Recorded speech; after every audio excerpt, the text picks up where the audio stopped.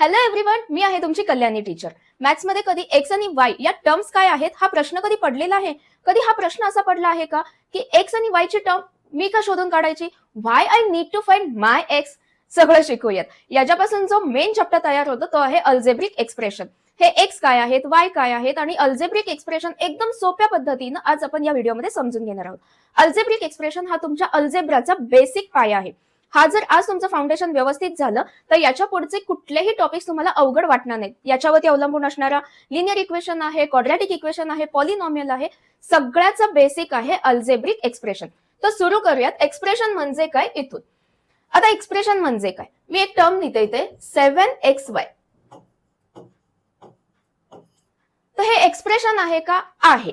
Mathematical प्रत्येक सब्जेक्टची आपली एक लँग्वेज असते. मॅथ्स ही आपली एक लँग्वेज आहे आणि ज्यावेळी मॅथमॅटिकल लँग्वेज मध्ये काही तर तुम्ही एक्सप्रेस करता तर हे काय एक्सप्रेशन आहे ते बघूया. समजा माझ्याकडे 100 रुपये आहेत.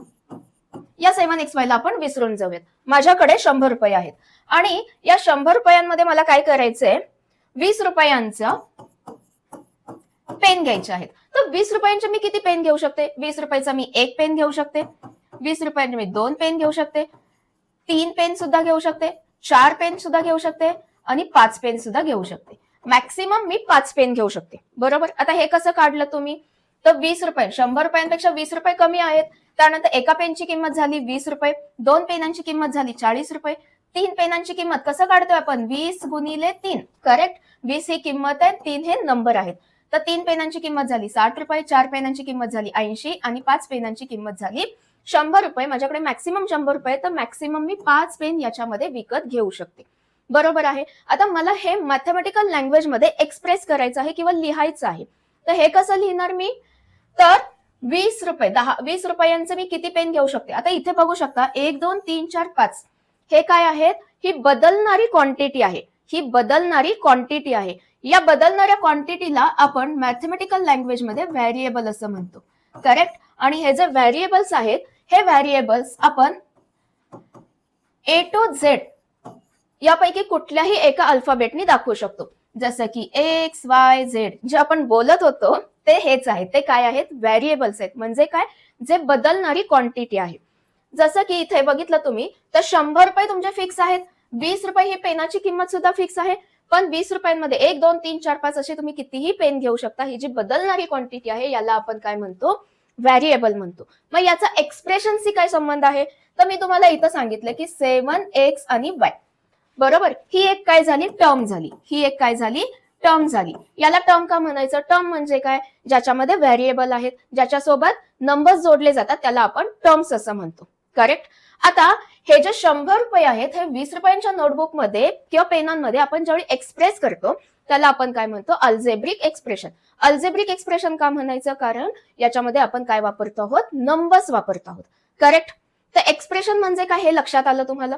आता ही जी टर्म आहे 7xy, एक्स आणि वाय काय आहेत हे तर कळालं तुम्हाला. जे अल्फाबेट्स असतात ते काय आहे? चेंज होणारी क्वांटिटी आहे आणि या चेंज होणाऱ्या क्वांटिटीला आपण काय म्हणतो? व्हेरिएबल असं म्हणतो. करेक्ट. मग आता हा 7 काय आहे? 7 काय आहे? जसं की आधीच्या एक्झाम्पल मध्ये जर तुम्ही बघितलं, जर pen consider 1 pen is equal to x number. 1 pen is equal to x. हा एक्स तुमचा व्हेरिएबल झाला. करेक्ट. मग 1 पेन म्हणजे एक्स असेल तर 2 पेन म्हणजे काय येईल? 2 इंटू एक्स. 3 पेन्स म्हणजे काय येईल? 3 इंटू एक्स. करेक्ट. मग हे जे 2 3 हे जे एक्स सोबत येणारे किंवा व्हेरिएबल सोबत जे येणारे नंबर्स आहेत याला आपण काय म्हणतो? कोएफिशियंट असं म्हणतो. जर समजा माझ्याकडे एक पेन आहे, 1 pen is equal to x असेल. ठीक आहे. आणि एका पेनाची किंमत जर 10 रुपये असेल, ठीक आहे, तर 2 पेनची किंमत काय येते? 10 गुणिले 2. असंच एक्स पेनची किंमत काय येईल? 10 इंटू एक्स. 10 into x. मग हा एक्स काय आहे? व्हेरिएबल आहे आणि ही जी एक्स सोबत येणारा जो नंबर आहे याला काय म्हणतो आपण? कोएफिशियंट असं म्हणतो. तर आय होप तुम्हाला टर्म म्हणजे काय कळालं, कोएफिशियंट म्हणजे काय कळालं, व्हेरिएबल म्हणजे काय कळालं. आता कॉन्स्टंट म्हणजे काय बघूयात. अल्जेब्रिक एक्सप्रेशन मध्ये कॉन्स्टंट म्हणजे काय हे बघूयात. तर पहिल्या एक्झाम्पल मध्ये आपण बघितलं होतं की तुमचे 100 रुपये जे आहेत ते फिक्स आहेत. 100 रुपये जे आहेत ते फिक्स आहेत आणि हा एक फक्त काय आहे? नंबर आहे. हा नंबर असल्यामुळे तो कधीही चेंज होत नाही. तर चेंज न होणारी जी क्वांटिटी आहे याला आपण काय म्हणतो, कॉन्स्टंट असं म्हणतो. करेक्ट. आता मी इथे एक अल्जेब्रिक एक्सप्रेशन लिहिते 7xy प्लस 4. 7xy plus 4. आता तुम्ही बघू शकता की दोन टर्म्स आहेत 7xy आणि 4. 4 हा काय झाला तुमचा, कॉन्स्टंट झाला. करेक्ट. इथं xy काय आहेत, व्हेरिएबल आहेत, जे आपण A to Z अशा अल्फाबेटनी दाखवतो. आणि अल्फाबेट सोबत येणारा जो नंबर आहे 7 याला काय म्हणतो आपण, कोएफिशियंट असं म्हणतो.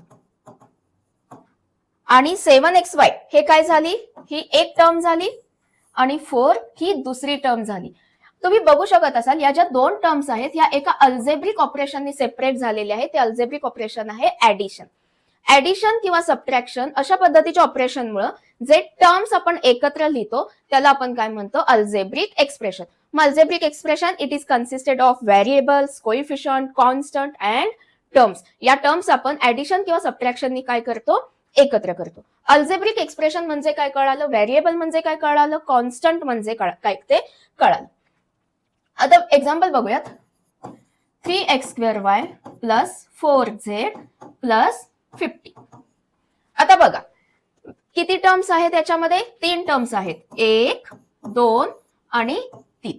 करेक्ट. याच्यात आता व्हेरिएबल्स काय काय आहेत, x आहे, y आहे आणि z आहे. आता लक्षात घ्या x² x to the power 2 हे व्हेरिएबल नाहीये, तर फक्त x यातलं जे अल्फाबेट आहे ते तुमचं व्हेरिएबल आहे.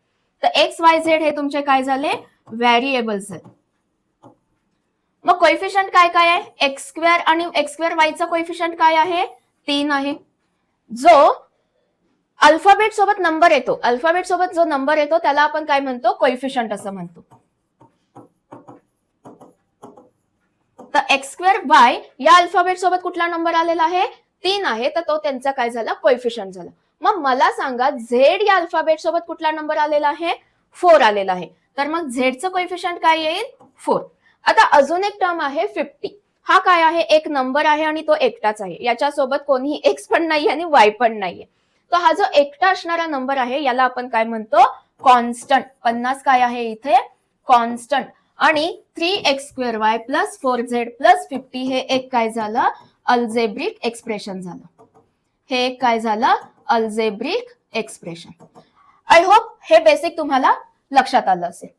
आता मी एक तुम्हाला एक्झाम्पल देते. आपण एक एक्झाम्पल घेऊयात.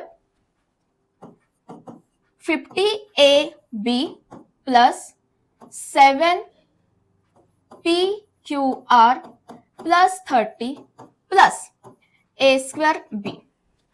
आता पहिल्यांदा मला सांगा हे अल्जेब्रिक एक्सप्रेशन आहे का, आहे, कारण सगळ्या टर्म्स या ऍडिशननी सेपरेट झालेले आहेत. आता ऍडिशनच्या ऐवजी आपण इथं एक सबट्रॅक्शन घेऊयात, म्हणजे तुमचं कन्फ्युजन व्हायला नको.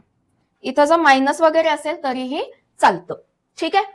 आता किती टर्म्स आहेत, 1 2 3 आणि 4. आता 7pqr हे मल्टिप्लिकेशन आहे, त्यामध्ये एकच टर्म झाली. लक्षात ठेवा सगळ्या टर्म्स ह्या एकतर ऍडिशन किंवा सबट्रॅक्शननी सेपरेट होतात. ओके. आता पहिली टर्म बघा 50ab. 50ab याच्यामध्ये मला सांगा, या टर्म्स आपण इथे असे लिहूया. व्हेरिएबल काय आहे आणि कोएफिशियंट काय आहे.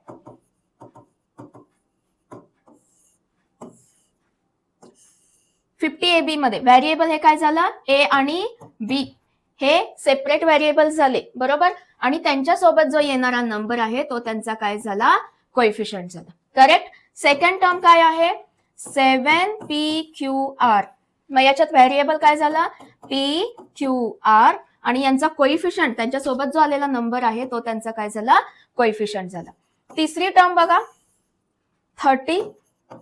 30 मध्ये व्हेरिएबल आहे का, कुठल्याही प्रकारचा अल्फाबेट दिसतंय का आपल्याला इथं, नाही. त्यामुळे फक्त इथं काय करायचं, डॅश. व्हेरिएबल नसेल तर कोएफिशियंट पण नाही. आणि हे 30 काय आहे, एकटाच सिंगल नंबर आहे ज्याच्यासोबत एक्स पण नाही आणि वाय पण नाही, त्याला आपण काय म्हणतो, कॉन्स्टंट. आणि लास्टची जी टर्म आहे a²b. आता हे minus a²b as it is तुम्ही घ्या. याच्यामध्ये व्हेरिएबल काय आहे, a आणि b, आणि यांचा कोएफिशियंट काय आहे, -1. काहीच नाहीये, याचा अर्थ काय आहे, -1 त्याच्या साइनसह घ्यायचं आहे. कोएफिशियंट हा नेहमी त्याच्या साइनसह घ्यायचं आहे. इथे +50 होतं, प्लस आपण दाखवत नाही, +50 +7 आणि -1.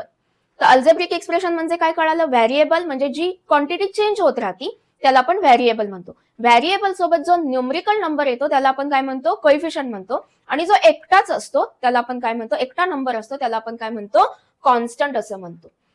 मग हे जे टर्म्स आहेत याच्यावरून अल्जेब्रिक एक्सप्रेशनचे काही प्रकार पडतात ते आपण बघूयात.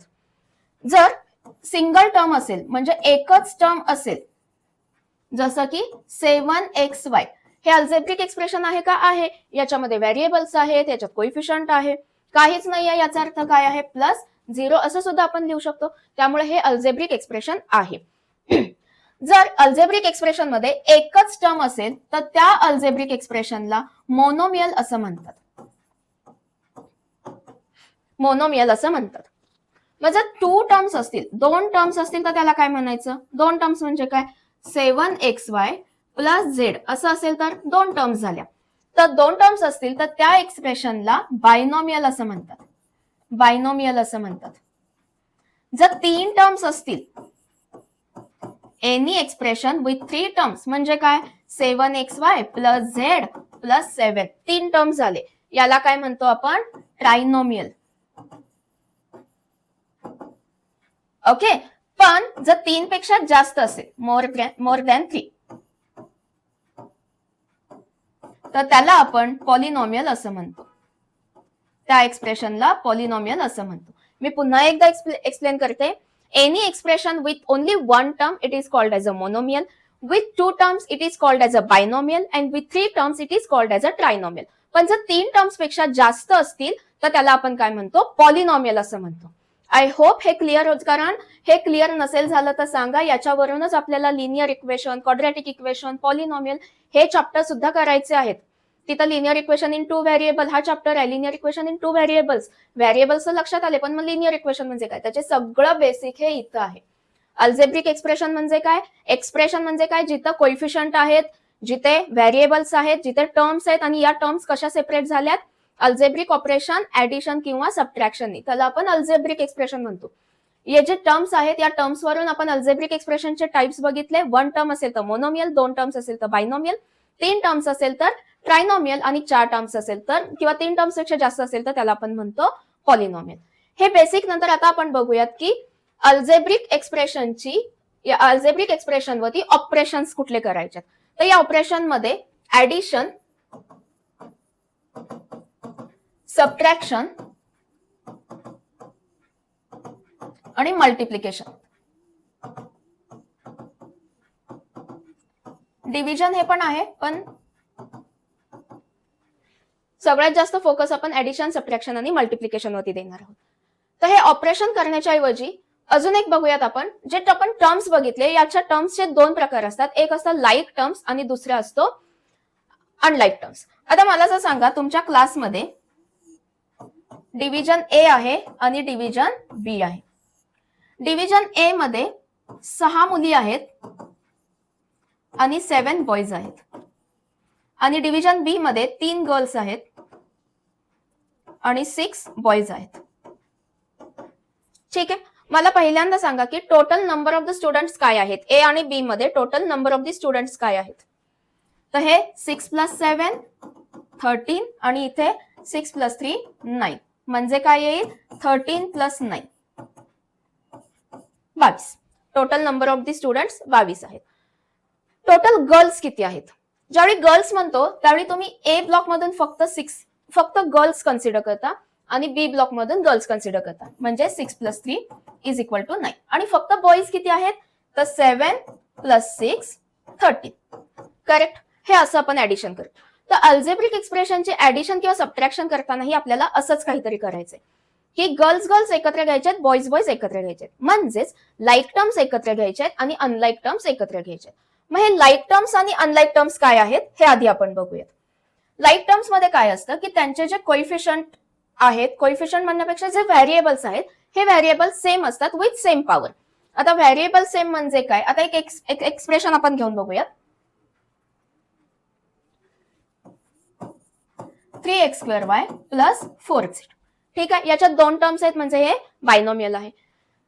x² आणि z हे काय झाले, त्याचे व्हेरिएबल्स झाले. करेक्ट. आणि दुसरे एक अल्जेब्रिक एक्सप्रेशन घेऊयात. 4x2y plus y. ठीक आहे.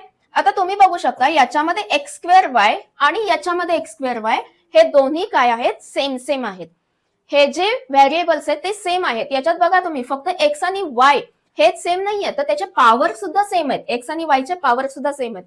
इथं y आहे, इथं पण y आहे, पण या y सोबत काय आहे, x2 आहे आणि हा y काय आहे, एकटा आहे.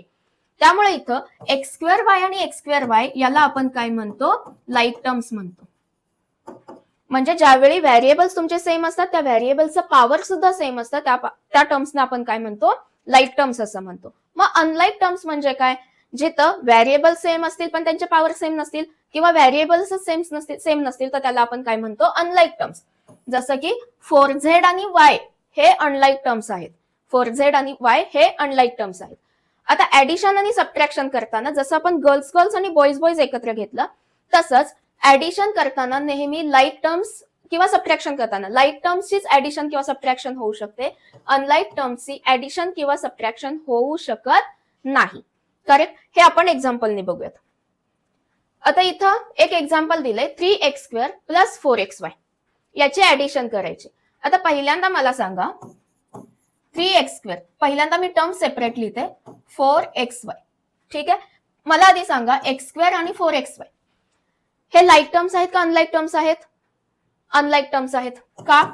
कारण त्यांचे व्हेरिएबल्स सेम नाहीत. अनलाईक टर्म्स असल्यामुळं ही ऍडिशन होऊ शकत नाही. ही ऍडिशन होऊ शकत नाही. पुढचं एक्झाम्पल बघूयात. 4ab³ plus 9a²b plus 4 plus 16ab³ plus 3a²b plus 3 असे दोन अल्जेब्रिक एक्सप्रेशन दिलेले आहेत. हे बघा, दोन अल्जेब्रिक एक्सप्रेशन दिलेले आहेत. आता याची ऍडिशन करताना तुम्हाला काय करायचंय, लाईक टर्म्स एकत्र घ्यायचे आहेत आणि अनलाईक टर्म्स एकत्र घ्यायचे. लाईक टर्म्स बघा, ab³ आहे, इथं पण ab³ आहे, तर मी या दोघांची एकत्र ऍडिशन करू शकते. 9a²b आणि 3a²b या दोन लाईक टर्म्स आहेत आणि रिमेनिंग काय आहेत, कॉन्स्टंट आहेत. तर हे एकत्र लिहूयात आपण.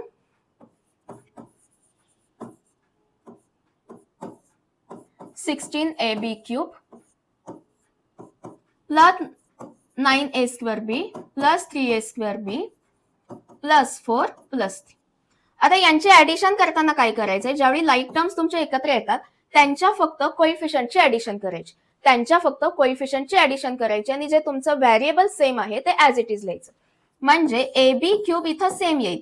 ऍडिशन कुणाची होईल, इथं 4 प्लस 16 हे काय आहे, त्याचे कोइफिशियंट आहेत. इथं बघा a²b तुमचा ऍज इट इज येईल, a²b तुमचा ऍज इट इज येईल, पण ऍडिशन कुणाची होईल, त्यांच्या कोइफिशियंटची, म्हणजेच 9 प्लस 3. आणि लास्टला तुमचं 4 प्लस 3 हे दोन्ही पण काय तुमचे कॉन्स्टंट आहेत, नंबर्स आहेत, ते तुम्ही ऍज इट इज ऍड करू शकता. 4 प्लस 3 म्हणजे 7. आता हे करूयात आपण. 4 plus 16 20ab³ plus 9 plus 3 12a²b as it is plus 7. तर या दोन अल्जेब्रिक एक्सप्रेशनच्या ऍडिशनचं आन्सर काय आहे, हे लक्षात आलं. ऍडिशन किंवा सबट्रॅक्शन करताना तुम्हाला लाईक टर्म्स एकत्र लिहायचे आहेत आणि अनलाईक टर्म्स सेपरेट लिहायचे. ओके. काही एक्झाम्पल्स बघूयात आपण ऍडिशनसाठी. Combine like terms like 7y minus 2y plus 4x. 7y minus 2y plus 4x. आता मला सांगा याच्यामध्ये लाईक टर्म्स कुठले आहेत, 7y आणि मायनस 2y हे काय झाले, दोन लाईक टर्म्स आहेत आणि 4x separate as it is राहील कारण तो अनलाईक आहे. मग आता या दोघांची सबट्रॅक्शन कशी करायचे, तुमचं व्हेरिएबल ऍज इट इज लिहायचंय, त्यानंतर काय करायचंय, त्यांच्या कोइफिशियंटची ऍडिशन किंवा सबट्रॅक्शन, इथं सबट्रॅक्शन आहे त्यामुळे आपण इथे काय करणार आहोत, सबट्रॅक्शन, आणि राहिलेल्या टर्म्स तुम्ही ऍज इट इज लिहायचे. 7 मायनस 2 5y प्लस 4x. म्हणजे सगळं कंबाईन केल्यानंतर त्याचा आन्सर काय येतंय, 5y plus 4x. 5y plus 4x, option A.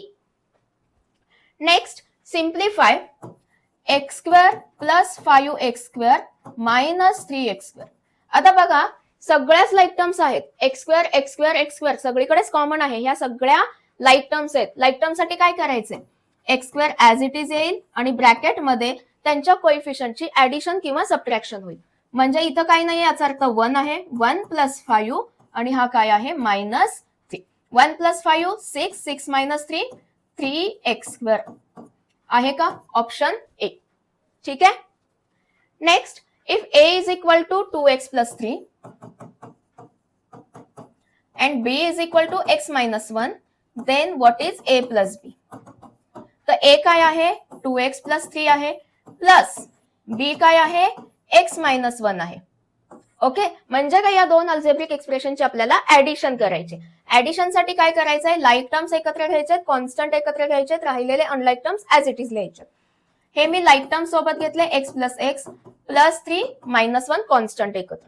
आता यांची ऍडिशन कशी करायची, x ऍज इट इज आणि ब्रॅकेटमध्ये त्यांच्या कोइफिशियंटची addition that is 2 plus 1 plus 3 minus 1 2.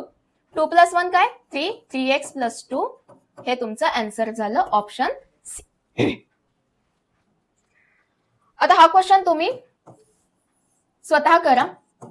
5x² plus 3x minus 1. दुसरा ऑप्शन असं पण आहे, हे एकाखाली एक लिहून सुद्धा तुम्ही याची ऍडिशन किंवा सबट्रॅक्शन करू शकता. पण एकाखाली एक लिहिताना एक काळजी घ्यायची की लाईक टर्मच्या खालती लाईक टर्म्स लिहायचे आणि अनलाईक टर्म्सच्या खालती अनलाईक टर्म्स.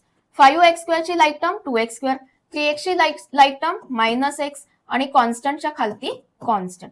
यांची ऍडिशन बघा, x² ऍज इट इज येणार.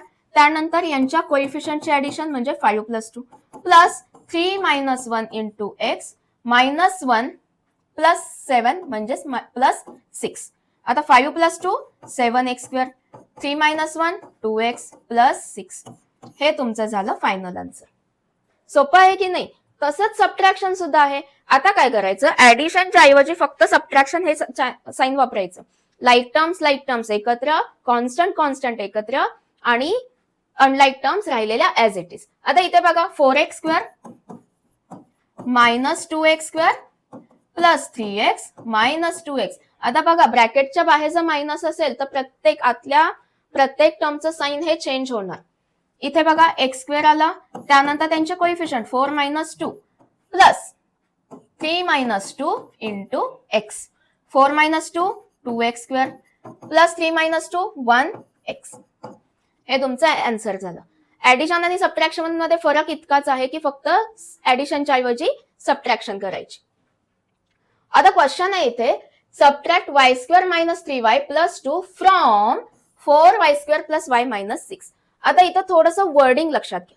कशातून कोण मायनस करायचंय, या एक्सप्रेशन मधून हे एक्सप्रेशन वजा करायचंय. म्हणजेच असं लिहायचंय तुम्हाला 4y² प्लस y मायनस 6. हे खूप जास्त इम्पॉर्टंट आहे, कारण साइन चुकलं की तुमचा सगळा क्वेश्चन चुकणार. तर या एक्सप्रेशन मधून काय मायनस करायचंय, पहिलं expression y² minus 3y plus. Correct. आता बघा हे असं का, कारण मायनस साइन मुळे आतल्या ब्रॅकेट मधल्या प्रत्येक टर्मचं साइन चेंज होतं. त्यामुळे हे खूप लिहिणं महत्वाचं आहे. जर तुम्ही y² मायनस 3y प्लस 2 मधनं हे जर मायनस केलं तर तुमचं उत्तर चुकणार. ऍडिशन मध्ये हा प्रॉब्लेम येत नाही.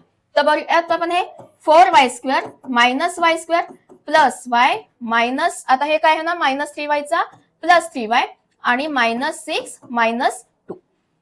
काय येईल बघा, आता पटपट करूयात. 4 minus 1 3y² plus 1 plus 3 4y minus 6 minus 2 minus 8. हे झालं तुमचं फायनल आन्सर.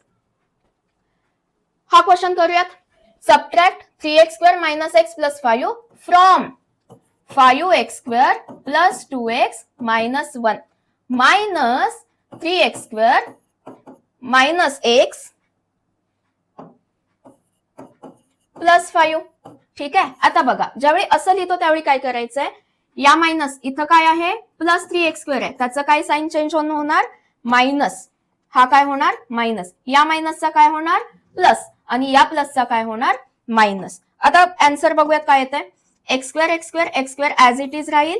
कोइफिशियंटचं सबट्रॅक्शन इथं काय आहे 5, 3 चं साइन चेंज झालं मायनस 5 मायनस 3. त्यानंतर काय आहे 2 मायनस नाही, आता प्लस येणार कारण मायनस एक्सचा प्लस झाला 2 प्लस 1 इंटू एक्स आणि इथं काय येईल प्लस मायनस 1 मायनस 5. काय येतंय answer 5 minus 3 2x² plus 3x minus 6. All right. Last question 4y² plus y minus 6 minus y² minus 3y plus 2. याचा आन्सर कॉमेंट मध्ये सांगा. तर आजच्या व्हिडिओमध्ये आपण सुरुवात केली एक्सप्रेशन म्हणजे काय, अल्जेब्रिक एक्सप्रेशन, व्हेरिएबल म्हणजे काय, टर्म्स म्हणजे काय, त्यानंतर कोइफिशियंट म्हणजे काय. टर्म्स वरून अल्जेब्रिक एक्सप्रेशनचे जे टाइप्स पडतात मोनोमियल, बायनोमियल, ट्रायनोमियल आणि पॉलिनोमियल आणि याशिवाय अल्जेब्रिक एक्सप्रेशनची ऍडिशन आणि सबट्रॅक्शन कशी करायची. पुढच्या व्हिडिओमध्ये बघूयात की अल्जेब्रिक एक्सप्रेशनचं मल्टिप्लिकेशन आणि डिव्हिजन कसं करायचं. थँक्यू.